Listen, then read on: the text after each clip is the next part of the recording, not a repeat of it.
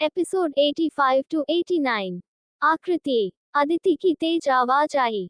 उस आवाज को सुनकर टीना तुरंत अपनी आंखों पर ब्लैक शेड्स पहनी और एक साइड छिप गई ताकि अदिति उसे ना देख पाए। वही अदिति भागते हुए आकृति के पास गई, जो कि रोड पर बेजान सी पड़ी हुई थी। अदिति आकृति के पास जाकर तुरंत उसके सिर को अपने हाथ में लेकर बोली, अक्को ओपन योर आइज, तुझे कुछ नहीं हो सकता। वही आकृति अपने अधखुली आंखों से एक नजर अदिति की तरफ देखी और फिर उसके हाथ झूल गए। ये देख आकृति बुरी तरह डर गई और वो तेज से चीखी, आकृति। आकृति को देख ऐसा लग रहा था जैसे उसमें अब जान ही नहीं बची हो। उसकी सांसें बहुत धीमी हो गई थी। ऐसा लग रहा था कि सांसें कभी भी थम सकते हैं। वही आकृति की ऐसी हालत देख अदिति की भी हालत खराब हो जाती है। वो बुरी तरह से डर जाती है। कुछ देर में वहां कुछ लोग इकट्ठे हो गए थे। अदिति सबकी तरफ देखकर चिल्लाते हुए बोलती है, प्लीज हेल्प मी, जल्दी से कोई एम्बुलेंस को बुलाए। जैसे ही अदिति बोलती है, तभी एक कार वहां आकर रुकती है और बैक सीट से एक आदमी उतरकर उसे भीड़ की तरफ बढ़ जाता है। वो आदमी जब आकर देखता है कि एक लड़की बेजान सी रोड पर पड़ी हुई है और वही उसके बगल में बैठी दूसरी लड़की बस रोए जा रही है, तो वो बिना अदिति की तरफ देखे तुरंत बेजान पड़ी आकृति को अपने गोद में उठा लेता है और तेजी से अपने कार की तरफ बढ़ जाता है। वही अदिति ये देखती है तो वो भागते हुए उस आदमी के पीछे जाती है। वो आदमी बैक सीट का डोर ओपन कर तुरंत आकृति को उसमें लिटा देता है। अदिति भी जाकर तुरंत उसमें बैठ जाती है। फिर वो आदमी कार के फ्रंट सीट पर आकर बैठ जाता है और ड्राइवर को आंखों से ही तुरंत कार को हॉस्पिटल की तरफ चलने के लिए इशारा कर देता है। कुछ ही सेकंड में वो कार तेजी से आगे बढ़ जाती है। वही टीना जब ये देखती है तो उसकी आंखें गुस्से से लाल हो जाते हैं। वो अपने हाथों की मुट्ठी कस लेती है और अपने दांत पीसते हुए बोलती है, नो आकृति, इस बार तुम नहीं बचोगी। तुम्हें इस बार हर हाल में मरना ही होगा, क्योंकि मैं बहुत देख चुकी तुम्हें अपने और अद्विक के बीच में, पर अब और नहीं, तुम्हें अद्विक की लाइफ से जाना ही होगा। इतना बोल वो तुरंत किसी को कॉल करने लगती है। वही कार में अदिति उस आदमी की तरफ देखकर बोली, थैंक यू सो मच, जो आप सही टाइम पर आ गए, वरना ना जाने आज मेरी फ्रेंड का क्या होता। वो आदमी एक नजर अदिति की तरफ देखता है और फिर सामने की तरफ देखते हुए बिना किसी भाव के बोलता है, इट्स ओके। कुछ ही देर में कार एक बड़े से हॉस्पिटल के सामने आकर रुकती है। वो आदमी कार से बाहर निकलता है और तुरंत बैक सीट का डोर ओपन कर एक बार फिर से आकृति को अपने गोद में उठा लेता है। आकृति के सिर से तेजी से ब्लड निकल रहे थे। उसके हाथ पैर में भी काफी चोट आई थी, जिससे ब्लड निकल रहा था। वो आदमी तेजी से चलते हुए हॉस्पिटल के अंदर जाता है। अदिति भी भागते हुए उनके पीछे चली जाती है। जैसे ही वो आदमी हॉस्पिटल के अंदर जाता है, वहां के डॉक्टर उस आदमी को देख उन्हें ग्रीट करने लगते हैं। वो आदमी उस डॉक्टर की तरफ देखते हुए बोलता है, जल्दी से इनका ऑपरेशन करें, इन्हें कुछ नहीं होना चाहिए। डॉक्टर सिर हिला देते हैं। तभी वो आदमी की स्टेज पर आकृति को लिटा देता है और सारे डॉक्टर जल्दी से भागते हुए आकृति को लेकर आईसीयू के अंदर चले जाते हैं। वही बाहर बेंच पर बैठी अदिति बस रोए जा रही थी। अचानक की अदिति को कुछ याद आता है और वो तुरंत फोन निकाल कर कॉल करती है। दूसरी तरफ अद्विक अपने कॉन्फ्रेंस रूम में बैठा हुआ था और उसकी एक इम्पोर्टेंट मीटिंग चल रही थी, पर ना जाने क्यों उसे अचानक से एक बेचैनी और घबराहट सी होने लगती है। उसकी सांसें फूलने लगते हैं, पर वो कुछ समझ नहीं पा रहा था कि आखिर अचानक से उसके साथ यह क्या होने लगा। ये क्या हो रहा है, मुझे क्यों इतनी बेचैनी और घबराहट हो रही है। ऐसा लग रहा है जैसे कोई मेरा अपना है जो बहुत मुसीबत में है। पर कौन? अद्विक अपने मन ही मन बोला। तभी उसका फोन बजने लगता है। पूरे कॉन्फ्रेंस हॉल में बिल्कुल सन्नाटा था और अद्विक के फोन की आवाज पूरे हॉल में गूंज उठता है। अद्विक एक बार अपने नीली आंखों को चारों तरफ घुमाता है और तुरंत कॉल पिक कर लेता है। दूसरी तरफ से कुछ कहा जाता है, जिसे सुनकर अद्विक के चेहरे पर परेशानी के भाव आ जाते हैं। वो तुरंत चेयर पर से उठता है और लगभग भागते हुए कॉन्फ्रेंस रूम से बाहर निकल जाता है। अद्विक के ऐसे जाने से सभी लोग हैरान आ जाते हैं। वहीं अद्विक का असिस्टेंट सबकी तरफ देख उन्हें नॉर्मल करता है और वापस से मीटिंग कंटिन्यू कर देता है। अद्विक अपने ऑफिस से बाहर आता है और तुरंत अपने कार में जाकर बैठता है। फिर फुल स्पीड में कार को आगे बढ़ा देता है। उसके चेहरे पर परेशानी के भाव साफ दिखाई दे रहे थे। अब उसे और भी ज्यादा घबराहट और बेचैनी होने लगी थी। नो वाइफी नो, मैं तुम्हें कुछ नहीं होने दे सकता। मेरे होते हुए तुम्हें कुछ हो जाए ये पॉसिबल नहीं है। मैं आ रहा हूँ वाइफी, आ रहा हूँ मैं। अद्विक कार ड्राइव करते हुए मन ही मन बोला। वही हॉस्पिटल में आईसीयू के अंदर सारे डॉक्टर आकृति को चेक कर रहे थे। आकृति के सिर से काफी ब्लड निकल गया था। वो डॉक्टर देखते हैं कि अभी भी आकृति के सिर से ब्लड निकल रहे थे। डॉक्टर सबसे पहले आकृति के ब्लड को रोकने के लिए उसमें पट्टी करते हैं और तुरंत आकृति को ऑक्सीजन मास्क पहनाया जाता है। इस वक्त आकृति की सांसें बहुत धीमी चल रही थी। उसे देख ऐसा लग रहा था जैसे वो अभी अपनी जिंदगी और मौत के बीच झूल रही हो। कुछ देर बाद अद्विक की कार हॉस्पिटल के बाहर आकर रुकता है। अद्विक जल्दी से कार से बाहर आता है और भागते हुए हॉस्पिटल के अंदर जाता है। वो इस वक्त इतना डरा और घबराया हुआ था कि उसे कुछ समझ नहीं आ रहा था कि वो इधर उधर भागते हुए जल्दी से रिसेप्शन पर पहुंचता और अपने भारी आवाज में रिसेप्शनिस्ट की तरफ देखकर पूछता है, मिसेज आकृति राठौड़ कौन से वार्ड में एडमिट है? अद्विक के ऐसे पूछने पर वो रिसेप्शनिस्ट एकटक अद्विक की तरफ लगी। इसके साथ उसके चेहरे पर कंफ्यूजन के भाव थे। ये देख अद्विक अपने सिर को रब करते हुए थोड़े गुस्से से बोलता है, अभी कुछ देर पहले जो एक पेशेंट खून से लथपथ यहाँ आए है वो कौन से वार्ड में है? ये सुनकर वो रिसेप्शनिस्ट जल्दी से बताती है, सर वह 3rd फ्लोर पर एडमिट है। अद्विक ये सुन तेज कदमों के साथ लिफ्ट की तरफ बढ़ जाता है। वही वो रिसेप्शनिस्ट बस अद्विक को जाते हुए देखती रहती है। वही अद्विक लिफ्ट के पास जाता है तो लिफ्ट बिजी था, तो वो सीढ़ियों से भागते हुए 3rd फ्लोर पर पहुंचता है। तो वहां बाहर एक बेंच पर अदिति अपने सिर पर हाथ रखे बैठी हुई लगातार बस रोए जा रही थी। जैसे ही अदिति अद्विक को देखती है तो वो भागकर अद्विक के पास आती है और रोते हुए बोलती है, भाई आई एम सॉरी भाई, मैं उसे बचा नहीं सकी। अक्कू आज जिस कंडीशन में है उसकी जिम्मेदार मैं हूँ। मैंने ही उसे आज बाहर आने के लिए कहा था। इतना बोल वो रोने लगती है। तभी अद्विक उसके बालों में हाथ फेरते हुए उसे शांत कराते हुए बोलता है, कुछ नहीं होगा वाइफी को और तुम रो मत, वो बहुत हिम्मत है और मुझे पूरा भरोसा है वो इस तरह से मुझे छोड़कर नहीं जा सकती। फिर अद्विक सीधे आईसीयू वार्ड की तरफ बढ़ जाता है। अंदर ऑपरेशन हो रहा था और बाहर खड़ा अद्विक बेचैनी से इधर उधर टहल रहा था। तभी अद्विक की नजर वही एक साइड खड़े उस लड़के पर जाता है। अद्विक बड़े ही गौर से उस लड़के की तरफ देखने लगता है। उस लड़के ने व्हाइट कलर का शर्ट पहन रखा था, जो कि आकृति के सिर से बहे खून के कारण अब पूरे रेड हो गए थे। अद्विक उस लड़के के पास जाकर पूछता है, तुम कौन हो? वो लड़का अद्विक की तरफ अजीब नजरों से देखता है। उसी समय अदिति जाकर अद्विक से बताती है, भाई ये सही टाइम पर आ गए थे, तभी हम आकृति को लेकर यहाँ आ पाए, वरना शायद अब तक तो। इतना बोलते ही अदिति का गला भर आता है। वो आगे कुछ बोल ही नहीं पाती। अद्विक उस लड़के की तरफ देखकर बोलता है, थैंक यू सो मच। वह लड़का कुछ नहीं बोलता, बस अपने पलकों को झपका देता है।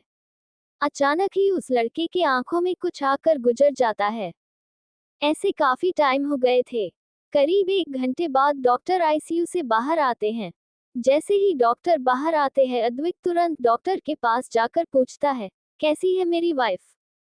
डॉक्टर अद्विक की तरफ देख उसे पहचान जाता है, क्योंकि इतना बड़ा बिजनेसमैन था कि उसे सभी पहचानते था। वो डॉक्टर अद्विक की बोलते हैं, मिस्टर राठौड़, आपकी वाइफ अभी काफी सीरियस कंडीशन में है। उनका बहुत ब्लड लॉस हो चुका है और हमने ऑलरेडी उन्हें ब्लड चढ़ा दिया है, पर उनका जो ब्लड ग्रुप है वो हमारे ब्लड बैंक में ज्यादा अवेलेबल नहीं है। उन्हें अभी और भी ब्लड चढ़ाने की जरूरत है, तो प्लीज आप कहीं से AB नेगेटिव के ब्लड का अरेंज कर दीजिए। डॉक्टर की बात सुन अदिति तुरंत बोलती है, डॉक्टर मेरा और आकृति का ब्लड ग्रुप सेम है। डॉक्टर आप प्लीज मेरा ब्लड उसे दे सकते हैं। डॉक्टर एक नज़र अदिति की तरफ देखते हैं और बोलते हैं, ओके मैम, पर हमें और भी ब्लड की जरूरत पड़ेगी। तो आप लोग प्लीज AB नेगेटिव ग्रुप के ब्लड का जल्द से जल्द अरेंज कर दीजिए। इतना बोल डॉक्टर वापस से ICU के अंदर चले जाते हैं। वही अदिति भी डॉक्टर के साथ अंदर जाती है। अद्विक जल्दी से कॉल करके अपने असिस्टेंट को ब्लड अरेंज करने के लिए ऑर्डर देता है। वही वो लड़का बस लगातार अद्विक को देख रहा था। उसकी गहरी निगाहें अद्विक पर टिकी हुई थी। वही अद्विक इस वक्त इतना बेचैन था कि उसे किसी चीज का कोई होश नहीं था। वो लड़का साफ देख पा रहा था। अद्विक के बाल मेसी हो रखे थे। उसके कपड़े अस्त व्यस्त हो गए थे। माथे पर पसीना उभर आया था और डर के कारण वह गहरी गहरी सांस ले रहा था और बेचैनी से इधर उधर टहल रहा था। अद्विक की ऐसी हालत देख उस लड़के के होठों पर अचानक ही एक तिरछी स्माइल आ गए। अद्विक का असिस्टेंट ब्लड अरेंज कर दिया था और डॉक्टर अपना काम करने लगे थे। अदिति भी वार्ड से बाहर आ गई थी और बेंच पर बैठी हुई थी। एक नर्स लाकर उसे एक जूस का ग्लास देती है। अद्विक बहुत बेचैन था। कुछ सेकंड बाद वो अदिति के पास जाता है और उससे पूछता है, आखिर बात क्या हुई थी? ऐसा क्या हुआ था? तुम लोग कहाँ गए थे? अद्विक की एक के बाद एक सवाल को सुन अदिति थोड़ा डर जाती है। फिर वो अद्विक की तरफ देखकर सारी बात बता देती है। अद्विक अदिति की सारी बातें सुनने के बाद वहां से तुरंत दूसरी तरफ चला जाता है। वही वो लड़का अभी भी वही था। उसकी नजरें अभी भी अद्विक पर ही बनी हुई थी। मुझे उस रेस्टोरेंट जिसमें आज वाइफी गई थी, वहां का CCTV फुटेज तुरंत चाहिए। और वहां जहां मेरी वाइफ का एक्सीडेंट हुआ था, वहां का भी मुझे फुटेज तुरंत चाहिए। तुम्हारे पास सिर्फ आधे घंटे हैं। अद्विक एक साइड जाकर कॉल करके अपने एक आदमी को ऑर्डर देता है। फिर तुरंत कॉल कट कर देता है। कुछ तो गड़बड़ है। मुझे ऐसा क्यों लग रहा है कि ये नॉर्मल एक्सीडेंट नहीं है। मेरा सिक्स सेंस कह रहा कि कुछ तो बात है जो अभी सामने नहीं आ रहा है। अद्विक अपने मन ही मन बोला। अद्विक वापस से आकर वहीं खड़ा हो जाता है और उसकी नजरें ICU पर टिके हुए थे। वहीं अदिति भी अद्विक के पास बैठी हुई थी। वो भी लगातार बस ICU के डोर की तरफ देख रही थी। अभी अद्विक वही बैठा हुआ था। तभी अचानक उसका फोन वाइब्रेट होता है। वो तुरंत अपने पैंट की पॉकेट से फोन निकलता है और ओपन करके चेक करता है। तो उस पर आए मैसेज को देख उसकी आंखें सर्द हो जाते हैं और चेहरे का भाव अचानक से बिल्कुल बदल जाता है। उसका जबड़ा कस गया था। इस वक्त वो बहुत भयानक लग रहा था। वो खुद के गुस्से को कंट्रोल कर तुरंत किसी को कुछ मैसेज करता है और वापस से फोन को पैंट के पॉकेट में रख लेता है। जिसने भी तुम्हारी ये हालत की है वाइफी, उसका मैं वो हश्र करूंगा कि वो अपने किए पर पछताएगा कि आखिर उसने ऐसा क्यों किया। तुम्हारे शरीर से बहे खून के एक एक कतरे का हिसाब उसे देना होगा। आज जिस दर्द से तुम गुजर रही हो, उसका 100 गुना दर्द उस इंसान को मिलेगा जो तुम्हें इस हालत में पहुंचा है। ये मेरा खुद से वादा है। वो इंसान अगर पाताल में भी छुपा होगा तो मैं उसे खोद कर वहां से भी बाहर निकल लाऊंगा। पर अब वो इंसान मुझे नहीं बच सकता। उसने आज एक सोए हुए शेर को जगाया है और इसे जब चाहता है तो अच्छे अच्छे को मौत की नींद सुला देता है। अभी अद्विक अपने मन ही मन ये सब कुछ बोल ही रहा था कि उसी समय ICU का रेड लाइट ऑफ होता है और तुरंत ICU का डोर ओपन हो जाता है।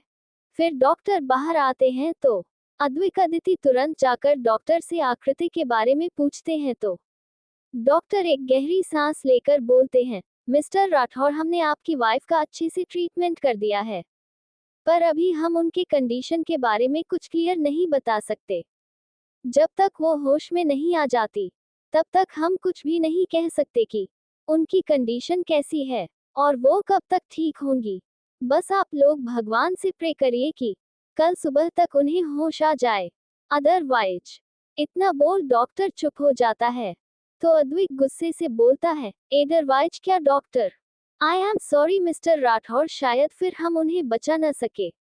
ये सुनते ही अद्विक बौखला उठता है और डॉक्टर की कॉलर को पकड़कर उसे गुस्से से हिलाते हुए बोलता है, shut up doctor, just shut. मेरी वाइफ को कुछ नहीं होना चाहिए।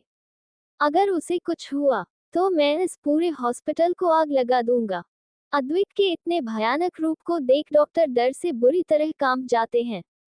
वही अदिति जल्दी से अद्वैत को रोकते हुए बोलती है, भाई संभालिए खुद को, कुछ नहीं होगा उसे। वही साइड में खड़ा वो लड़का चुपचाप सब कुछ देख रहा था और अद्वैत की हरकतों को देख रहा था। अचानक ही उस लड़के के होठों पर एक शैतानी स्माइल आ जाते हैं। ओ क्या बात है मिस्टर अद्वैत सिंह राठौर, तुम्हारा ये रूप भी है, वो बहुत अच्छा लगा ये देखकर। सुना है लोग मोहब्बत में बर्बाद हो जाते हैं, और अब इस मोहब्बत में तुम्हें बर्बाद होते देख मेरे दिल को अलग ही सुकून मिलेगा। वो लड़का अद्वैत की तरफ देख मन ही मन बोला। अदिति अद्वैत को लेकर एक साइड बेंच पर आकर बैठा दिया और तुरंत ही एक गिलास पानी लाकर उसे देते हुए बोली, भाई आप इसे पी लो, आपको रिलैक्स फील होगा और आप बिल्कुल भी चिंता मत करिए, कुछ नहीं होगा उसे, मेरी फ्रेंड बहुत हिम्मती है। अदिति की बात पर अद्वैत उसके हाथ से पानी लेकर पी लिया। वो गहरी गहरी सांस लेने लगा। उसे ना जाने क्यों बहुत बेचैनी हो रही थी। फिर वो उठा और आईसीयू के डोर के पास जाकर खड़ा हो गया। वो डोर पर लगे ग्लास मिरर से अंदर की तरफ देखने लगा। अंदर वार्ड में आकृति हॉस्पिटल बेड पर बेजान सी पड़ी हुई थी। उसके चेहरे पर ऑक्सीजन मास्क लगा हुआ था। उसके सिर पर हाथों पर पट्टियां बनी हुई थी। ये देखकर अद्वैत ने कसकर अपने हथेली को बंद कर लिया। उसे अपने दिल में एक चुभन से हो रहा था और उसकी आंखें नम हो गए।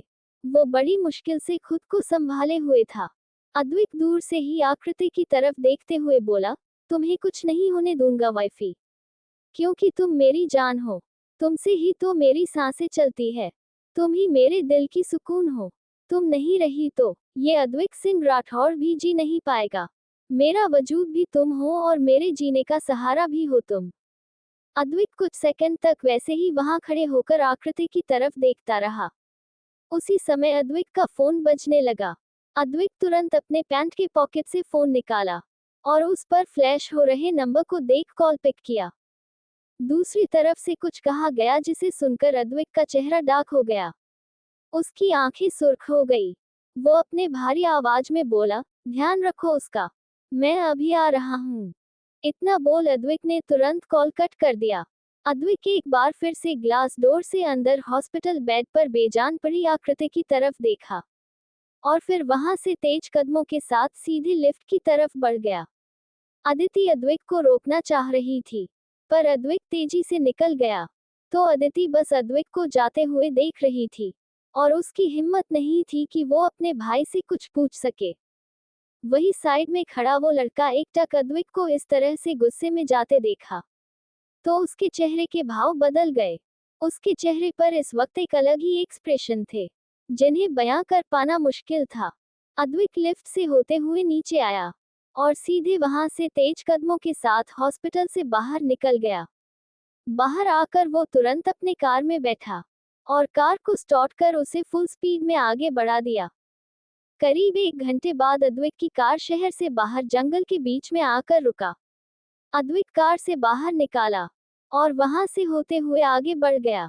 सामने एक बड़ा सा गुफा की तरह बना हुआ था।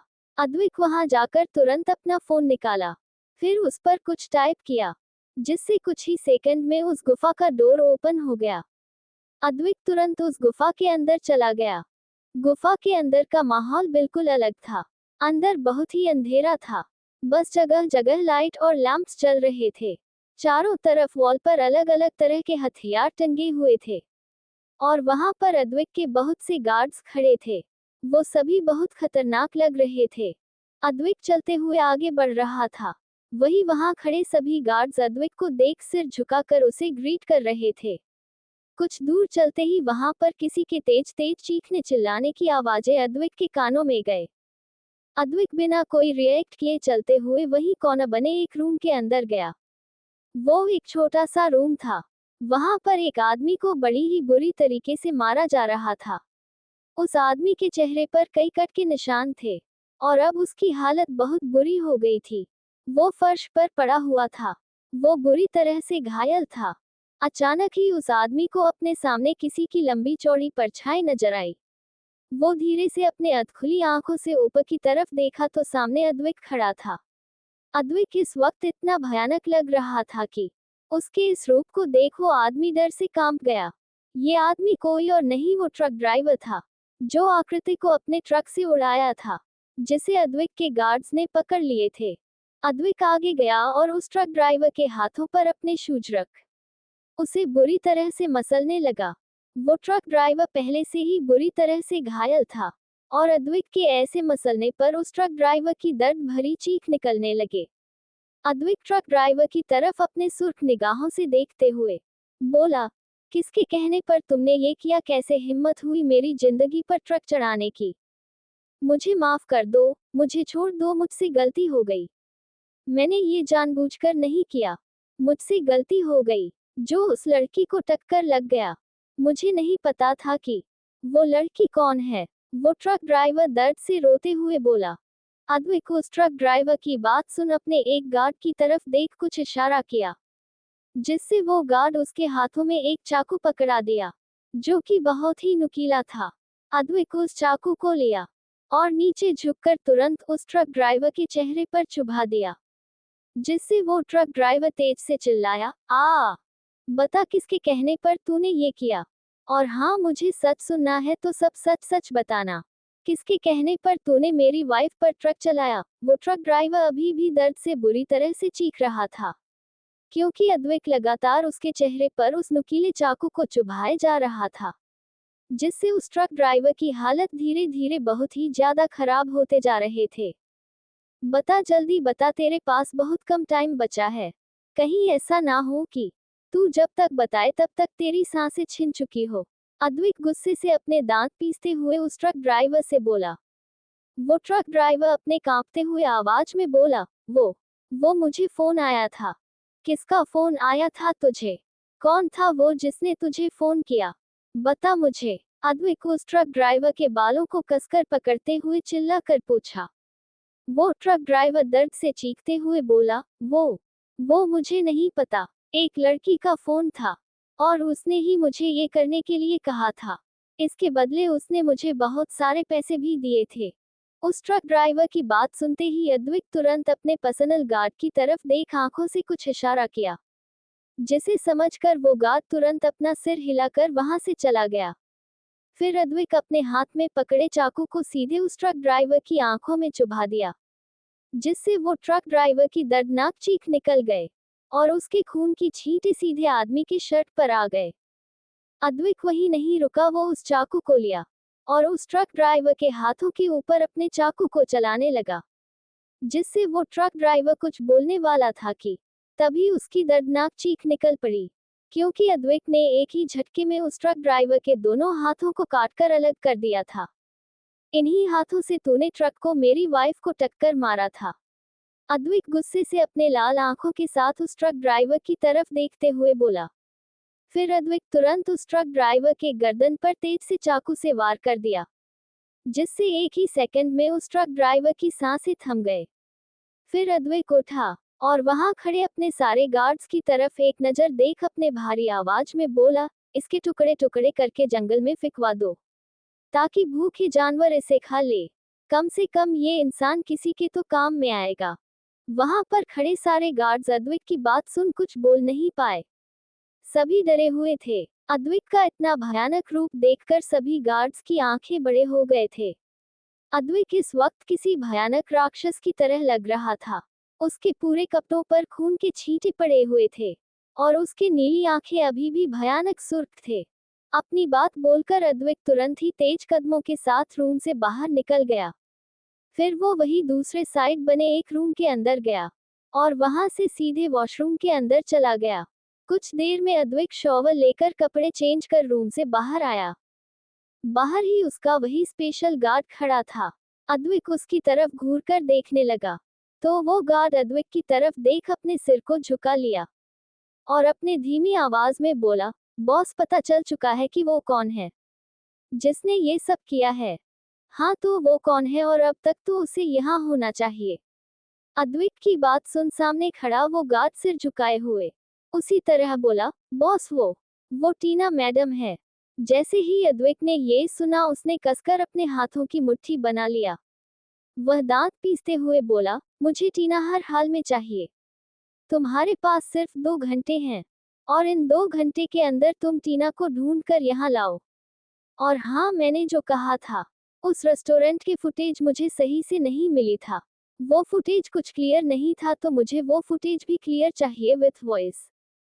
वो गार्ड अद्विक की बात सुन सिर हिलाया और बोला, ओके बॉस, आपका काम हो जाएगा। फिर अद्विक तुरंत वहां से तेज कदमों के साथ बाहर निकला। अद्विक जैसे ही उस गुफा से बाहर आया, गुफा का डोर ऑटोमेटिक ही बंद हो गया। उसके बाद तुरंत चलते हुए अपने कार के पास आया और कार में बैठकर वहां से वापस से हॉस्पिटल की तरफ निकल गया। वहीं दूसरी तरफ हॉस्पिटल में अदिति बेंच पर बैठी हुई थी।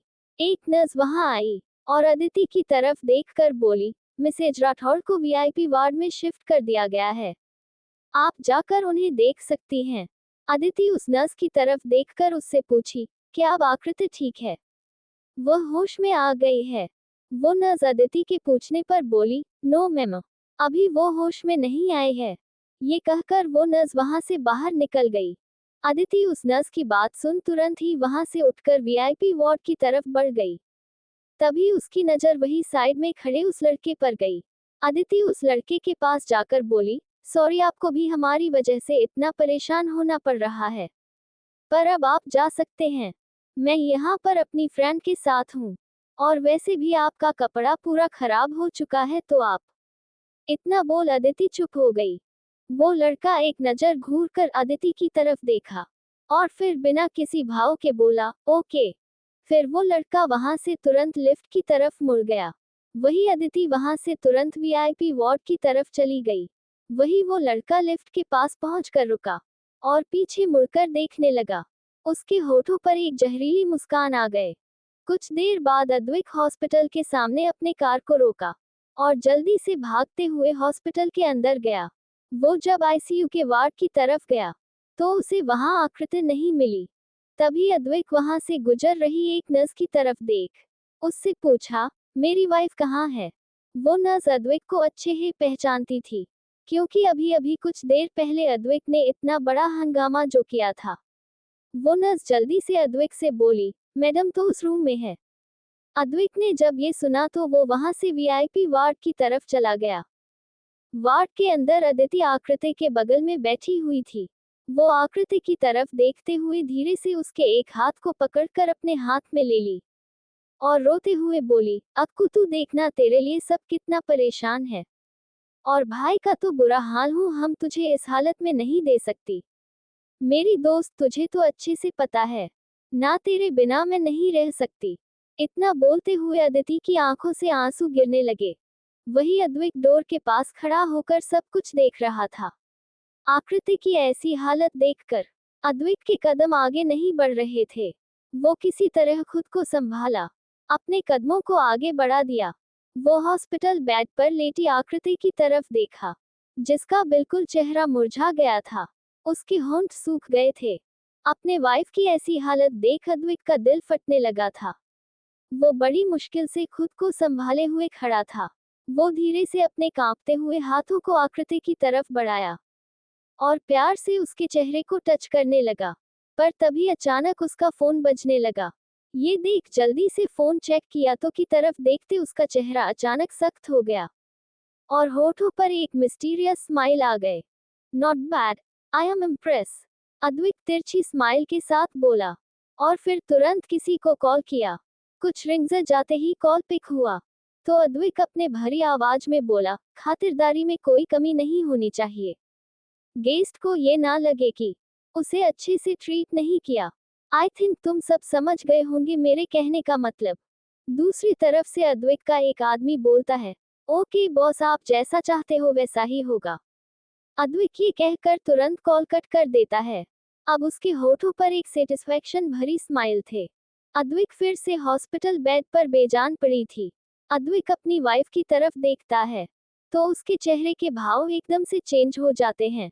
उसकी आंखों में आकृति के लिए दर्द के भाव साफ दिखाई दे रहे थे। आकृति इस वक्त मशीनों से गिरी हुई थी और चारों तरफ उसे पट्टियां बनी हुई थी। वो कभी भी अपनी वाइफ को इस तरह से इमेजिन भी नहीं कर सकता था, जिस कंडीशन में आज वो थी।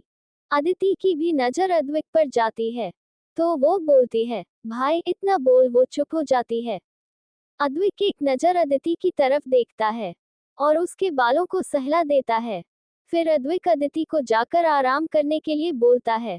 अदिति जाना तो नहीं चाहती थी, पर वो अद्विक की बात मान वही रखे सोफे पर जाकर बैठ जाती है और अद्विक अदिति के सामने एक चेयर रख उसे पर बैठ जाता है और आकृति को एक तक निहारने लगता है।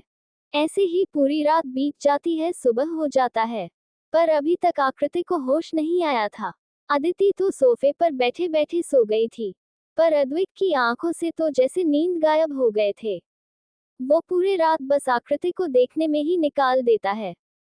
अद्विक आकृति के हाथों को अपने हाथ में लेकर बड़े ही प्यार से बोलता है, उठ जाओ वाइफी, अब मैं तुम्हें और इस तरह से नहीं देख पा रहा। तुम्हारी हालत मुझसे देखी नहीं जा रही।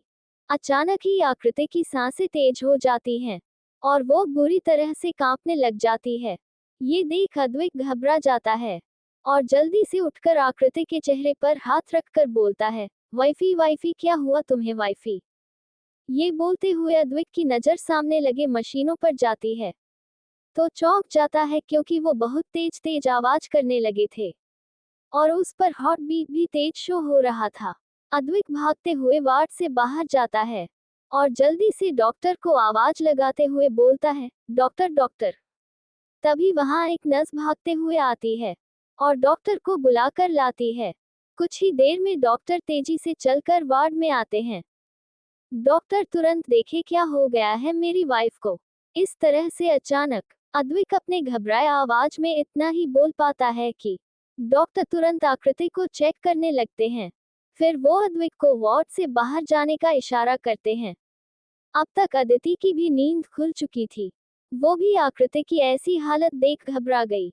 मिस्टर राठौर प्लीज आप अभी वार्ड से बाहर जाए, हमें इन्हें चेक करना होगा। डॉक्टर की बात सुन अद्विक गुस्से से बोलता है, मैं कहीं नहीं जाऊंगा, मैं यही अपने वाइफ के पास रहूंगा। जैसे भी चेक करना हो, यही मेरी आंखों के सामने चेक करो। अद्विक की खतरनाक आवाज सुन डॉक्टर डर जाते हैं। फिर वो अपने रिक्वेस्ट भरी नजरों से अदिति की तरफ देखते हैं, तो अदिति अद्विक को समझाते हुए बोलती है, भाई चलिए कुछ नहीं होगा, डॉक्टर आकृति को देख लेंगे और मुझे पूरा विश्वास है सब ठीक हो जाएगा। इतना बोल अदिति अद्विक को अपने साथ लेकर वार्ड से बाहर आ जाती है। डॉक्टर आकृति को अच्छे से चेक करने लगते हैं। वो तुरंत आकृति को एक इंजेक्शन देते हैं, जिससे कुछ देर में आकृति धीरे धीरे नॉर्मल हो जाती है। वहीं बाहर खड़ा अद्विक बेचैनी से यहाँ वहाँ घूम रहा था। इस वक्त ऐसा लग रहा था जैसे उसकी सांसें ही रुक जाएंगे।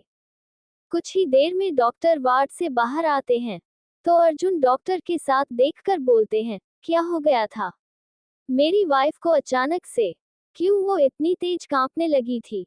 मिस्टर राठौड़ आपकी वाइफ की कंडीशन अभी ठीक नहीं है, उन्हें शायद किसी बात का बहुत गहरा सदमा लगा है, इसीलिए जब जब उनकी आंखों के सामने वो सब आ रहा है तो वो ऐसे ही घबरा जा रही है।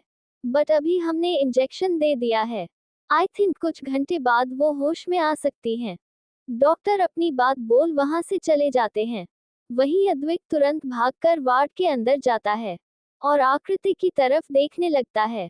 वो बेचैन भरी नजरों से आकृति को देख रहा था।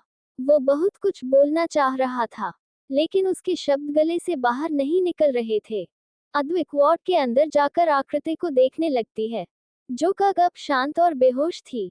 अद्विक समझ नहीं पा रहा था कि आखिर आकृति को किस बात का इतना सदमा लगा है। उसे वो रेस्टोरेंट का सीसीटीवी फुटेज याद आता है। उसमें उसने ये तो देखा था कि आज आकृति टीना से मिली थी, पर वहां उन दोनों के बीच क्या बातें हुई थी ये उसे नहीं पता था। टीना ने जरूर कुछ तो ऐसा कहा है जिससे मेरी वाइफ इतनी बेचैन हो रही है, पर ऐसा क्या कह सकती है टीना वाइफी से। अद्विक आकृति की तरफ देखते हुए अपने मन ही मत बोला। वो कुछ समझ नहीं पा रहा था।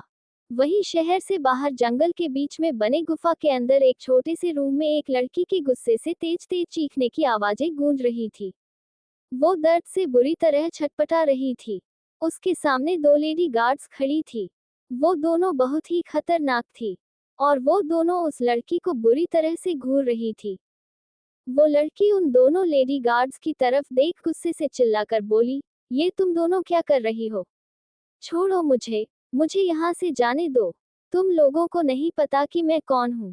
मैं टीना हूँ, और जब मेरे अद्वैत को ये सब पता चलेगा, तो वो तुम लोगों को छोड़ेगा नहीं। तुम लोगों की हिम्मत भी कैसे हुई मुझे इस तरह से यहाँ उठाकर लाने की? वो लड़की कोई और नहीं टीना थी। उसकी सारी बातें सुन वो लेडी गार्ड एक तेज थप्पड़ उसके गाल पर मारी, जिससे टीना फर्श पर मुंह के बल जा गिरी। तभी वो लेडी गार्ड नीचे झुकी और पीछे से टीना के बालों को कसकर पकड़ते हुए बोली, चुप कर, बहुत चिल्लाती है। सारा दिमाग खराब करके रख दी है। जब से आए हैं तब से बस चिल्लाए जा रही है। टीना सिर घुमाए और उस लेडी गार्ड को घूर कर देखने लगी। तभी वो लेडी गार्ड एक बार फिर से टीना को खींचकर एक थप्पड़ मारती है और उसकी तरफ घूर कर देखते हुए बोलती है, आंखें नीचे कर, मुझे आंख दिखाएंगी तो तेरी आंखें निकाल लूंगी मैं।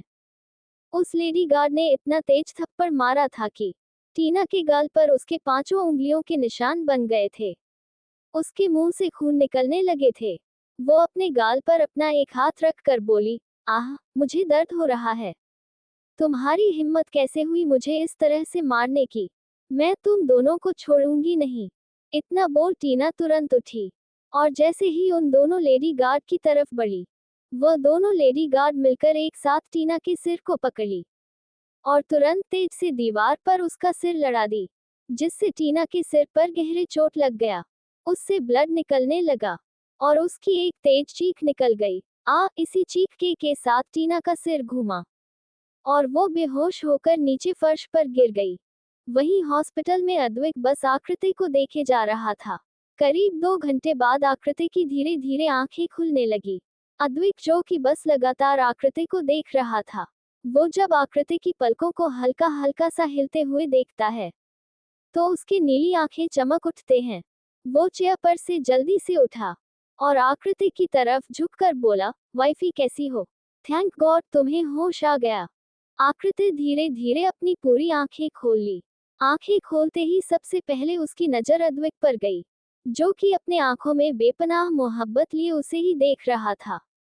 वहीं अदिति भी जब ये सुनती है, तो वो भी जल्दी से आकृति के पास आ जाती है और आकृति की तरफ देखकर बोलती है, अक्कू अक्कू, तुझे होश आ गया? तू तू ठीक तो है ना? तुझे कहीं दर्द तो नहीं हो रहा? आकृति अपनी कमजोर निगाहों से अदिति की तरफ देखी और फिर धीरे से अपनी पलकें झपका दी। वही अद्वैत आकृति के चेहरे की तरह झुका और प्यार से उसके माथे को चूम लिया। फिर बड़े ही एहसास के साथ उसके गालों को छूते हुए बोला, थैंक गॉड वाइफी, तुम होश में आ गई। तुमने तो जान ही निकाल दी थी मेरी। अब तुम कैसा फील कर रही हो? तुम्हें कहीं दर्द हो रहा है तो मुझे बताओ। अद्वैत के ऐसे पूछने पर आकृति कुछ नहीं बोली और ना ही कोई रिएक्ट की। वो बस एक तक अद्वैत को देख रही थी। अद्वैत की तरफ देखते हुए उसकी आंखों के सामने टीना आने लगी। टीना के बताए सारी बातें उसके कानों में गूंजने लगे। इसके साथ ही साथ फोन पर अद्वैत ने जो कुछ भी कहा था, वो सब बातें उसे याद आ गई, जिससे उसकी आंखें नम हो गई और आंखों के कोने से आंसू की धारा बहने लगी। आकृति के नम आंखों को देख अद्वैत बेचैन हो उठा। वो प्यार से उसके आंखों से बह रही आंसुओं को साफ करते हुए बोला, क्या हो गया वाइफी, क्या तुम्हें कहीं दर्द हो रहा है? 1 मिनट रुको, मैं अभी डॉक्टर को बुला कर लाता हूँ। इतना बोल अद्वैत जल्दी से डॉक्टर को बुलाने के लिए वार्ड से बाहर चला गया। वही अदिति आकृति के पास आकर बोली, क्या हो अक्कू, क्या तुझे बहुत तेज दर्द है? तू चिंता मत कर भाई, अभी डॉक्टर को बुला कर ला रहे हैं ना, तो डॉक्टर तुझे दवा दे देंगे और तू ठीक हो जाएगी। आकृति बिना कुछ बोले बस अदिति को देख रही थी। कुछ ही देर में डॉक्टर वहां आए और वो जाकर आकृति को चेक करने लगे। वही अद्वैत डॉक्टर से बोला, डॉक्टर कैसी है मेरी वाइफ, ठीक तो है ना? डॉक्टर आकृति को चेक करके अद्वैत की तरफ देखें और बोले, mister Rathore, now your wife is out of danger. वो अब ठीक है। ये सुनते ही अद्वैत बहुत खुश हो गया। वही डॉक्टर आकृति की तरफ देखते हुए पूछे, सो मिसेज राठौर, आपको कहीं कोई पेन तो नहीं हो रहा? आकृति बसना में सिर हिला दी। फिर डॉक्टर कुछ इंस्ट्रक्शन देकर वहां से चले गए। अद्विक जल्दी से आकृति के पास आया और बोला, वाइफी। इतना बोल अद्विक तुरंत नीचे झुककर आकृति के सीने से लग गया। आकृति कुछ भी रिएक्ट नहीं की। कुछ देर बाद अद्विक अलग हुआ और आकृति के फोरहेंड पर किस कर लिया। फिर आकृति की तरफ देखकर बोला, तुम्हें पता नहीं है वाइफी कि मैं तुम्हें होश में देख कितना खुश हूँ। मैं एक्सप्रेस भी नहीं कर सकता कि इस वक्त मुझे कैसा फील हो रहा है। वो अद्विक सिंह राठौर, कितनी अच्छी एक्टिंग कर लेते हैं आप। आपको तो एक्टर होना चाहिए। अखिल इसी एक्टिंग पर ही तो मैं विश्वास कर आपको अपना सब कुछ सौंप दी। पर मुझे क्या पता था कि आप एक्टिंग कर रहे हैं, क्योंकि आपकी एक्टिंग इतनी काबिले तारीफ थी कि मैं तो क्या अच्छे अच्छे लोग भी धोखा खा जाए। मैं तो फिर भी आपके प्यार में पागल थी, जो आपके झूठे प्यार को सच मान ली। आकृति अद्विक की तरफ देखते हुए अपने मन ही मन बोली। कुछ देर बाद एक नर्स आकृति के लिए सूप लेकर वार्ड में आई। अद्विक नर्स के हाथ से सूप ले लिया और बोला, तुम जाओ, मैं अपनी वाइफ को सूप पिला दूंगा। अद्विक के बोलने पर वो नर्स वहां से चली गई। अद्विक सूप लेकर आकृति के पास आया और उसे वही साइड में रखे टेबल पर रख दिया। फिर धीरे से आकृति को पकड़कर उसे बिठा दिया। आकृति अभी भी कुछ नहीं बोल रही थी। अद्विक टेबल पर से सूप का बाउल लिया और धीरे धीरे फूंक कर उसे सूप पिलाने लगा। आकृति बिना कुछ रिएक्ट किए चुपचाप सूप पीने लगी। अद्विक ये नोटिस कर रहा था कि जब से आकृति होश में आई थी, वो एक शब्द भी नहीं बोली थी। वही अदिति अभी वार्ड में नहीं थी, वो किसी काम से बाहर गई थी। अद्विक ने आकृति को सूप पिला दिया और फिर टिश्यू पेपर लेकर उसके मुंह को भी साफ कर दिया।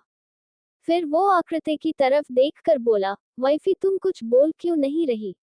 क्या तुम्हें कोई परेशानी है? अद्विक के पूछने पर भी आकृति कुछ नहीं बोली। वो धीरे से बेड पर लेटने लगी तो अद्विक आकृति को आराम से बेड पर लिटा दिया और एक बार फिर से उसके हाथ को पकड़कर बोला, वाइफी कुछ हुआ है क्या? ये सब कैसे हुआ तुम्हारे साथ? आकृति बस एक तक अद्विक को देख रही थी। उसे आज अद्विक दुनिया का सबसे झूठा इंसान लग रहा था। तभी अचानक अद्विक का फोन बजने लगा। अद्विक पहले इग्नोर कर दिया, पर एक बार फिर से उसका फोन आने ये देख अद्विक को गुस्सा आया और वो इरिटेट अपने पैंट के पॉकेट से अपना फोन निकाला। उस पर फ्लैश हो रहे नंबर को देख तुरंत कॉल पिक किया। दूसरी तरफ से कुछ कहा गया, जिसे सुनकर अद्विक के चेहरे के भाव बदल गए। वह तुरंत उसी तरह फोन को अपने कान पर लगाए हुए वार्ड से बाहर निकल गया। आकृति अद्विक को ऐसे जाते देखी और उसके होठों पर एक दर्द भरी मुस्कान आ गई। जाए मिस्टर अद्विक सिंह राठौर, शायद आपकी मोहब्बत आपका बेसब्री से इंतजार कर रही है। क्यों मुझ जैसी नाम की वाइफ के साथ अपना टाइम वेस्ट करेंगे? आकृति अद्विक को जाते हुए देख अपने मन ही मन बोली। वही अद्विक बाहर निकल ही रहा था कि अचानक ही उसे कुछ फील हुआ। उसे ऐसा लगा जैसे आकृति उससे कुछ बोली है। वो तुरंत पीछे मुड़कर देखा तो आकृति अब तक अपनी आंखों को बंद कर चुकी थी। ये देख अद्विक खुद के सिर को झटका और वहां से फोन पर बातें करते हुए बाहर निकल गया। वो फोन पर बोला, आई एम कमिंग, मैं आ रहा हूँ। इतना बोल उसने तुरंत कॉल कट कर दिया।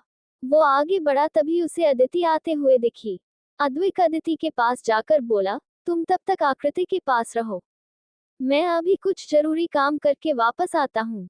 अपने भाई की बात सुन अदिति तुरंत बोली, ओके भाई, मैं आकृति के साथ रहूंगी।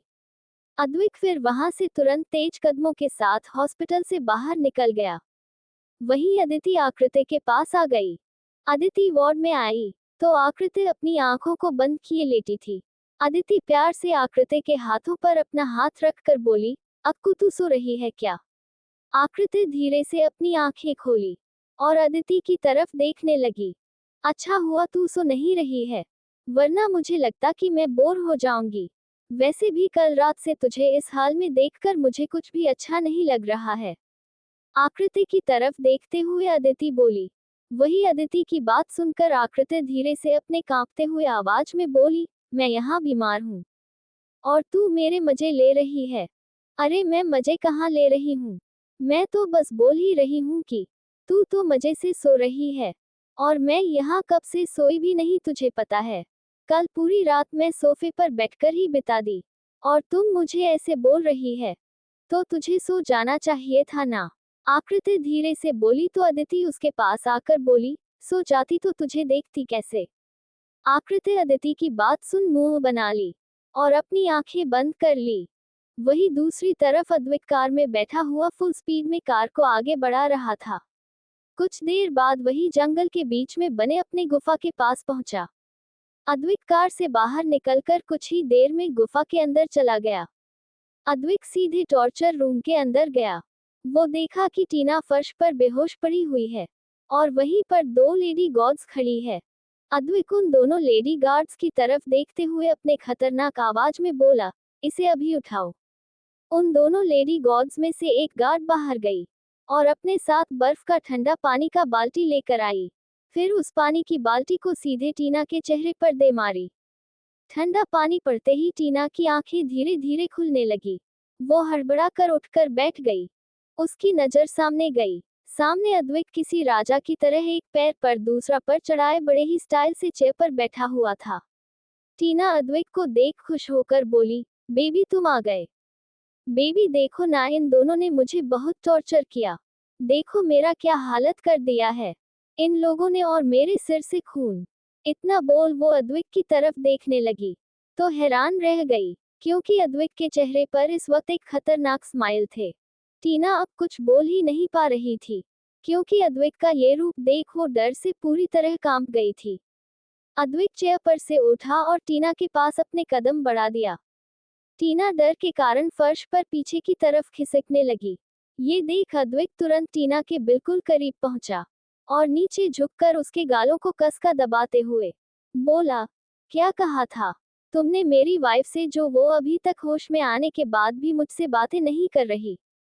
जैसे ही टीना ने ये सुना तो मन ही मन बोली, इसका मतलब कि वो आकृति बच गई, उससे कुछ नहीं हुआ। टीना को अब बहुत गुस्सा आ रहा था कि कैसे वो आकृति बच गई। उसे अदिति पर भी गुस्सा आ रहा था कि उसी के कारण आज आकृति बची है, वरना वो वही रोड पर ही अपने दम तोड़ दी होती। टीना को इस तरह से चुप देख अद्वैत उसके गालों पर अपने तेज दबाव बना दिया, जिससे टीना की चीख निकल गई। अद्वैत उसकी तरफ घूर कर देखते हुए बोला, मैंने तुमसे कुछ पूछा है, क्या कहा है था तुमने मेरी वाइफ को कैफे में। टीना डरते हुए अपनी कांपती हुई आवाज में बोली, मैंने कुछ नहीं कहा था। सच में बेबी, मैंने आकृति से कुछ नहीं कहा। वो तो बस मैं अपनी बहन से बहुत दिनों से नहीं मिली थी, तो उससे बस कुछ देर बैठकर बातें करने लगी थी। रियली? अद्वैत अपने एक भवें उचका कर टीना की तरफ देखते हुए उससे अपने खतरनाक आवाज में पूछा। टीना अद्वैत की बात सुन बुरी तरह से घबरा गई। वो सहमी हुई निगाहों से अद्वैत की तरफ देखने लगी तो अद्वैत की आंखें इस वक्त लाल हो गए थे। ये देख टीना डर से कांप गई और वो जल्दी से अद्वैत से बोली, प्लीज बेबी, क्या तुम मुझ पर इतना भी विश्वास नहीं करते? मैं तो तुमसे बहुत प्यार करती हूँ, तो भला मैं क्यों। अभी टीना बोल ही रही थी कि तभी चटाक की तेज आवाज उस पूरे रूम में गूंज उठा।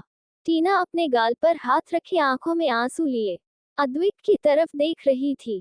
तभी अद्वैत ने कसकर पीछे से उसके बालों को पकड़ा और बोला, तुम्हें क्या लगा कि तुम मुझे ये सब ड्रामा करके दिखाओगी और मैं तुम्हारी इन बातों में आ जाऊंगा? नो, मैं बेवकूफ नहीं हूँ। तुम्हें तो मैं बहुत अच्छी तरह से पहचान चुका हूँ। फिर वो तुरंत अपना फोन निकाला और उसमें से एक वीडियो चला दिया, जिसे देखकर टीना की आंखें हैरानी से बड़ी बड़ी हो गई। उस वीडियो में रेस्टोरेंट का सीसीटीवी फुटेज था और इस बार उसमें टीना की कही बात भी साफ क्लियर सुनाई दे रहे थे। बेबी, ये सब झूठ है, ये सच नहीं है। मैंने ऐसा कुछ भी नहीं। टीना बोल ही रही थी कि एक बार फिर से अद्वैत ने उसके गाल पर एक तेज थप्पड़ मारा, जिससे टीना के मुंह से तेजी से खून निकलने लगे।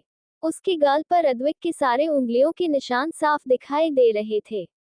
टीना रोते हुए अद्वैत का पैर पकड़ लिया और बोली, मुझे माफ कर दो, मुझे माफ कर दो बेबी, मुझसे गलती हो गई। अद्वैत सिंह राठौड़ की डिक्शनरी में माफी के लिए कोई जगह नहीं। इतना कह अद्वैत अपने पैर को झटक दिया, जिससे टीना फर्श पर गिर गई। अद्विक अपनी जलती हुई निगाहों से टीना की तरफ देखा और बोला, तुम्हारी वजह से आज मेरी वाइफ इस कंडीशन में पहुंच गई है जिसके शरीर पर मैं एक खरोच तक बर्दाश्त नहीं कर सकता था। तुम्हारे कारण आज वो बेड पर बेजान पड़ी हुई है। टीना की आंखों से आंसू गिर रहे थे। वह लगातार रो रही थी और अद्विक को माफ करने की विनती कर रही थी। तभी अद्विक आगे बोला, तुम्हारी हिम्मत भी कैसे हुई मेरी वाइफ के साथ यह सब करने की? तुमने ही उस ट्रक ड्राइवर को पैसे दिए थे ना कि वो मेरी वाइफ को मार डाले। तुम्हें क्या लगा कि तुम ये सब करोगी और मुझे पता भी नहीं चलेगा? अद्विक सिंह राठौर की नजरों से कुछ नहीं छिपता। तुमने मेरी जान, मेरी धड़कन को दर्द दिया है। बोलो बोलो, क्यों किया तुमने ये सब? अद्विक की कही एक एक बातें टीना को बहुत चुभ रहे थे। वो अब गुस्से से पूरी लाल हो गई थी। वो अद्विक की तरफ देख गुस्से से चिल्लाकर बोली, हाँ हाँ हाँ, मैंने किया है ये सब। नफरत करती हूँ मैं उस आकृति से। उसने मेरा मुझसे सब कुछ छीन लिया। उसने मुझसे तुम्हें छीन लिया, जिसे मैं बहुत प्यार करती थी, जो मेरा था, जो सिर्फ मेरे एक इशारे पर सब कुछ लुटाने को तैयार रहता था। उसे ही मुझसे दूर कर दिया। उसने मेरा सपना छीना। मैं मिसेज अद्विक सिंह राठौर बनना चाहती थी, पर आकृति ने मुझसे वो भी छीन लिया। यहाँ तक कि उसने तो पूरे मीडिया सबके सामने मेरा इंसल्ट भी कर दिया। तुम ही बताओ बेबी, मैं कैसे उसे माफ कर देती? पर मेरी लाख कोशिशों के बाद भी वो हर बार बच जाती है। लेकिन इस बार मैं उस आकृति को नहीं छोड़ूंगी। इस बार मैं उसे खुद अपने हाथों से मारूंगी। टीना अपनी आंखों में अंगारे लिए गुस्से से चिल्ला रही थी। अद्विक ने ये सुना तो वो उसके बालों को कसकर पकड़ा और अपने दांत पीसते हुए बोला, तुम्हारी इतनी औकात नहीं कि तुम मिसेज अद्विक सिंह राठौर बनो, क्योंकि वो टैग तो सिर्फ मेरी वाइफ आकृति का ही है। और हाँ, रही बात मेरी वाइफ को चोट पहुंचाने की, तो तुम मेरी वाइफ को छूना तो दूर, उसके करीब भी नहीं पहुंच सकती, क्योंकि अद्विक सिंह राठौर अब तुम्हें उस लायक छोड़ेगा ही नहीं। इतना बोलकर अद्विक आकृति के सिर को फर्श पर दे मारा, जिससे उसके सिर पर बहुत गहरा चोट लग गया और टीना की तेज चीज निकल गई। उसके सिर से बहुत तेजी से ब्लड निकल रहे थे। अद्विक टीना को तुरंत पीछे की तरफ धक्का दे दिया। फिर वो वहां खड़ी दोनों लेडी गार्ड्स की तरफ देख ऑर्डर देते हुए बोला, इसको इतना टॉर्चर करो कि ये मरने के लिए भीख मांगे, पर इसे मौत भी नसीब ना हो। इतना बोल अद्विक टीना को तीखी नजरों से देखा। फिर वही पास में रखे एक टिश्यू पेपर को उठाया और उससे अपने दोनों हाथों को इस तरह से साफ करने लगा, जैसे मानो उसने कोई गंदी चीज छू लिया हो। फिर अद्विक बिना टीना की तरफ देखे तेजी से उस रूम से बाहर निकला। अद्विक के बाहर निकलते ही टीना की तेज तेज दर्दनाक चीखें उस रूम में गूंजने लगे। अद्विक बिना कुछ रिएक्ट किए तेज कदमों के साथ सीधे गुफा के मेन डोर से होते हुए बाहर आया और वो तुरंत वहां से बाहर आया। फिर अपने कार में बैठकर वहां से हॉस्पिटल के निकल गया। दूसरी तरफ राठौर मेंशन में भी सबको आकृति के एक्सीडेंट के बारे में पता चल चुका था, तो सब लोग हॉस्पिटल आ गए थे। बस दादाजी नहीं आए थे, क्योंकि डॉक्टर ने अभी उन्हें रेस्ट करने के लिए कहा था। वही विजय जी, सुनैना जी और विवेक तीनों ही हॉस्पिटल आ गए थे। हालांकि सुनैना जी को तो यहाँ आने का बिल्कुल भी मन नहीं था, पर विजय जी के सामने वो मना भी नहीं कर सकती थी। कैसी है मेरी बेटी, उसे कहीं दर्द तो नहीं हो रहा? विजय जी प्यार से आकृति के सिर को सहलाते हुए उससे पूछे। आकृति अपनी धीमी आवाज में बोली, पापा जी मैं ठीक हूँ, मुझे कहीं दर्द नहीं हो रहा। ये सुनकर विजय जी बोले, बेटा ये सब अचानक कैसे हो गया? आकृति कुछ नहीं बोल पाई। तभी सुनैना जी तंज करते हुए बोली, तुम्हारा ध्यान किधर था? जो तुम्हें सामने से आ रहा इतना बड़ा ट्रक नहीं दिखा? नहीं। सुनैना जी की बात पर भी आकृति कुछ नहीं बोली। वही विजय जी सुनैना जी को गुस्से से देखने लगे, तो सुनैना जी शांत हो गई। वही सुनैना जी के पास में खड़ा विवेक बस आकृति को लगातार देखे जा रहा था। आज वो आकृति को बहुत दिनों बाद बड़े गौर से देख रहा था। भले ही आकृति का चेहरा मुरझाया हुआ लग रहा था, पर फिर भी आकृति की खूबसूरती में कमी नहीं आई थी, इसलिए विवेक उसे अपने हवस भरी नजरों से घूर रहा था। आकृति, तुम्हारा ये खूबसूरत बदन मुझे अपने तरफ अट्रैक्ट कर रहे हैं। क्या करूं, कैसे खुद को संभालूं? जी करता है अभी तुम्हारे गुलाबी होठों को अपने होठों में दबोच लूं, पर क्या करूं, बड़ी मुश्किल से खुद को रोक रखा हूं। विवेक आकृति की तरफ देखते हुए अपने मन ही मन बोला। विवेक अपने सीने पर हाथ रब करते हुए आकृति को देख रहा था। कुछ देर तक सभी लोग वही रहे और आकृति से बातें करते रहे। फिर सुनैना जी, विजय जी, विवेक तीनों ही वापस मेंशन चले गए। अक्कू तू थोड़ा आराम कर ले, मैं तब तक तेरे लिए कैंटीन से कुछ खाने के लिए लेकर आता हूँ। फिर तुझे दवा भी तो देना है, अदिति आकृति से बोली। आकृति बस अपनी पलकें झपका दी तो अदिति वहां से कैंटीन के लिए चली गई। अदिति के जाने के कुछ देर बाद अद्विक तेज कदमों के साथ चलते हुए वार्ड के अंदर आया तो वो हैरान रह गया। उसके मुंह से निकला वाईफी। वहीं दूसरी तरफ एक बंगले के अंदर एक अंधेरे कमरे में मिरर के सामने खड़ा एक लड़का खुद को ऊपर से लेकर नीचे तक देखे जा रहा था। बस मिरर के पास एक छोटा सा डिम लाइट बल्ब जल रहा था। उसके पूरे कपड़े पर खून के निशान लगे हुए थे। वो उन खून के निशान को हल्का सा अपने हाथों से टच करता है और उसके होठों पर एक तिरछी स्माइल आ जाते हैं। उसी समय उस रूम का डोर ओपन होता है और एक मासूम सी लड़की अंदर आती है। जैसे ही उस लड़की की नजर मिरर के सामने खड़े उस लड़के पर जाती है तो उस लड़की की आंखें हैरानी से बड़ी हो जाती हैं और उसके मुंह से एक तेज चीज निकल जाता है, आ। उसे चीख की आवाज को सुनकर वो लड़का पीछे मुड़ता है और सामने खड़ी लड़की को अपनी तीखी नजरों से देखने लगता है। वो लड़की धीरे से अपनी आंखें जो बंद कर ली थी उसे हिम्मत करके आंखें खोलती है और एक बार फिर से उस लड़के को इस तरह से खून से सना देख चीख पड़ती है और अचानक उसका सिर घूमता है और वो लड़की बेहोश होकर गिरने वाली होती है कि तभी सामने खड़ा लड़का आगे बढ़कर तुरंत उसे अपने बाहों में ले लेता है। फिर वो लड़का तुरंत उस लड़की को अपने गोद में उठा लेता है और उसे लेकर बेड पर लिटा देता है और लड़का उस लड़की से दूर होता है और सबसे पहले वॉशरूम की तरफ बढ़ जाता है। थोड़ी देर बाद वो शॉवर लेकर बाहर आता है। वो लड़का देखता है कि अभी भी वो लड़की बेड पर बेहोश पड़ी है तो लड़का उस लड़की की तरफ बढ़ जाता है। कुछ सेकंड तक उस लड़की को घूर कर देखता है, फिर धीरे से उस पर पानी की कुछ छींटे मारता है जिससे वो लड़की धीरे धीरे होश में आ जाती है। उसकी आंखों में डर के भाव साफ दिखाई दे रहे थे। ये देख लड़का अजीब नजरों से उसे घूरता है और फिर अपने भारी आवाज में बोलता है, ये सब क्या है इनाया, तुम इस तरह से चीखी क्यों? आपके शर्ट पर खून के निशान, वह भी इतना सारा। आप ठीक तो है ना? इनाया अपने कांपती हुई आवाज में उस लड़के यानी कि वाईके की तरफ देखकर उसे पूछती है, मुझे क्या होगा? वाईके को कोई छू भी ले इतनी किसी में ताकत नहीं। वाईके अपने एटीट्यूड भरे अंदाज में तुरंत बोला, फिर वो आपके शर्ट पर खून के इतने सारे निशान कैसे? वाईके बेपरवाही से बोलता है, वो तो किसी और के थे और तुम उस थोड़े से खून को देखकर इतना डर गई। अरे तुम्हारा हस्बैंड हर रोज खून की होली खेलता है और एक तुम हो कि सिर्फ खून के धब्बे देखकर इतना डर जा रही हो। इसलिए मुझे तुम जैसी लड़कियों पर गुस्सा आता है। मुझे नाजुक और डरपोक लड़कियां नहीं पसंद, समझी? ये कहते हुए वाईके इनाया के चेहरे की तरफ झुक उसके गालों को अपने एक हाथ से कसकर पकड़ लिया। इनाया डर से कांप गई। वाईके इनाया के होठों की तरफ छूने लगा। इनाया की होंठ बुरी तरह कांप रहे थे। वाईके तुरंत नीचे झुका और इनाया के सॉफ्ट होठों को अपने होठों में दबोचकर तेज से बाइट कर लिया, जिससे इनाया चीख उठी। वाईके ने अभी भी इनाया के गालों को कसकर पकड़ रखा था, जिससे इनाया को अपने गालों में बहुत तेज दर्द हो रहा था और इस दर्द के कारण उसकी आंखों से आंसू गिरने लगे थे। ये देख वाईके तुरंत इनाया के गालों को छोड़ दिया और फिर तुरंत बेड पर उसके ऊपर आ गया। ये देख इनाया एकदम डर से कांप गई।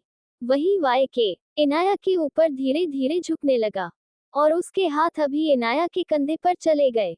वो एक झटके में इनाया के कपड़ों को फाड़कर उसके शरीर से अलग कर दिया। इनाया नेकेड उसके सामने बेड पर पड़ी थी। वाईके इनाया के बॉडी को बड़े ही इंटेंस नजरों से देख रहा था। वो इनाया को अपने बाहों में जकड़ लिया और इनाया के पास झुककर उसे स्निफ करते हुए बोला, your body is so sexy बीवी। वाईके कुछ सेकंड रुका और इनाया के उभारों पर अपने होंठ रखकर उसे बाइट करते हुए बुदबुदाया, तुम्हारी यह बॉडी मुझे अट्रैक्ट करते हैं wifey. I like your body not you. इतना बोलकर वाईके इनाया पर टूट पड़ा। वही इनाया वाईके की कही बात सुन टूट गई। उसके होठ इनाया के पूरे बॉडी पर अपने निशान छोड़ रहे थे। वो किस करने के साथ साथ बाइट कर रहा था। वही इनाया तेज तेज आहें भर रही थी। उसकी आंखों के कोने से आंसू गिर गए थे। वाईके के कहे शब्द उसे बेचैन कर दिए थे। वही वाईके अब पूरा मदहोश हो गया था और वो एक झटके में इनाया की आगोश में समा गया। इनाया के मुंह से एक दर्द भरी चीख निकल गई, पर वाईके उसे पूरी तरह से इग्नोर कर दिया। अब उन दोनों के इंटीमेसी की आवाजें उस पूरे रूम में गूंजने लगे। वाईके बहुत ही वाइल्डली इनाया के साथ इंटीमेट हो रहा था, जो कि इनाया के लिए बहुत ही पेनफुल था। दर्द के कारण उसने अपने होठों को भींच लिया था और अपने हथेली में बेडशीट को कसकर जकड़ रखा था। वही वाईके अपने मदहोश भरी नजरों से इनाया को देख रहा था। उसके आंखों के कोने से झरझर करके आंसू बह रहे थे, जो कि उसके दिल के दर्द को साफ बयां कर रहे थे।